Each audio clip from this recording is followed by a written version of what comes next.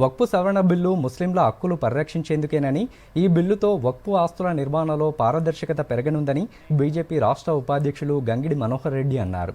వక్ఫ్ board ఆస్తుల నిర్వహణలో లోపాలను, దుర్వినియోగాన్ని అడ్డుకునేందుకే సవరణ బిల్లు తెచ్చినట్టు తెలిపారు.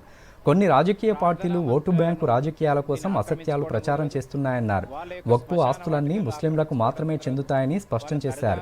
వక్ఫ్ చట్టంపై క్షేత్రస్థాయిలో అవగాహన కల్పించేందుకు ఈ నెల 20 నుంచి రాష్ట్ర వ్యాప్తంగా వక్ఫ్ సుధర్ జనజాగరణ్ అభియాన్ పేరిట ప్రత్యేక కార్యక్రమాలు నిర్వహిస్తామని కేంద్ర మంత్రి కిషన్ రెడ్డి రేపు ఈ కార్యక్రమాన్ని ప్రారంభిస్తారని తెలిపారు. జేబుల్లోకి వెళ్ళడానికి ఇది ముస్లింలకు వ్యతిరేకమైనటువంటి నిర్ణయం కాదు, ముస్లింలకు వ్యతిరేకంగా తీసుకొచ్చినటువంటి చట్టం కాదు. ఎవరి ముస్లిం ఆస్తులకు దీనివల్ల భంగం కలగదు.